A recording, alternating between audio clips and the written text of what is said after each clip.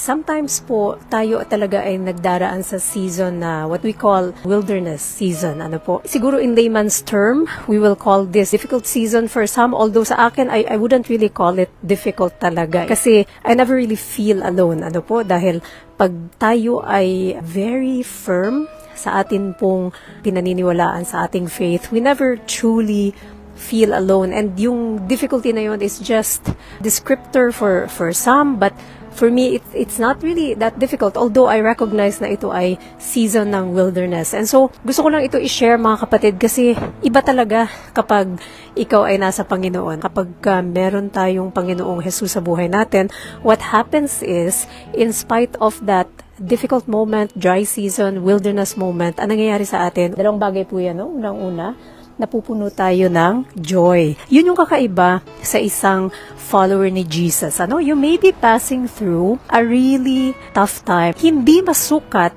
yung iyong galak. Meron kang joy. Hindi lang po siya happiness, mga kapatid.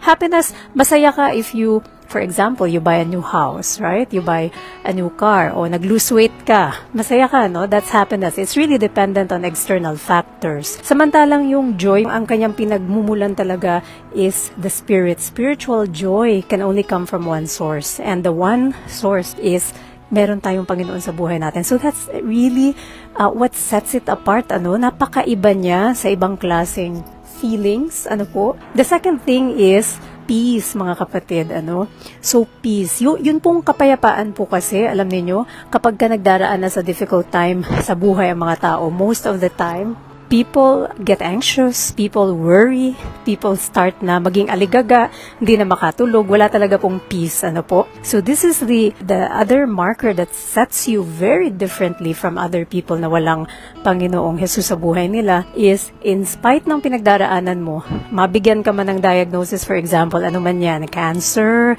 or grief sa pamilya, or financial, ano po, na difficulty, kung ano man po yan, baka nagkaroon ka ng difficulty sa trabaho or whatever it is, in spite nung pinagdaraanan mo, you have that unshakable peace. And yan po ay nasa salita ng Panginoon. No? Kaya nga ang gandang pagnilay-nilayan itong Isaiah 55:12, because you will have joy, mga kapatid, and you will have that peace. So very, very different po siya, no? And that is why, even when you pass through periods of dryness, periods of wilderness time, kung saan pinapanday ka ng Panginoon, kung saan sometimes you are seeking the Lord but you can't seem to hear His voice or cannot see His face at that moment, kaya nga po parang wilderness kasi baka maaari talagang piniprepare ka niya. Pero in spite of that, patuloy na naandoon yung dalawang napakahalagang bagay na yon. This very deep sense of joy, kasama na niyan usually ang contentment. Kasi nga, kapag alam mo na si Kristo palang sapat na, usually talaga wala ka nang hahanapin pa. And then, the other part of that is peace po, ano? So, ito yung mga bagay na you cannot fake joy and peace. In a moment of difficult season in life, isa pang na-discover ko, napakahalaga, is to stay obedient. Kahit na paminsan you're seeking the Lord, but you can't seem to see His face or hear His voice, but alam mo naman na may iniwan siya mga salita, so you remain obedient.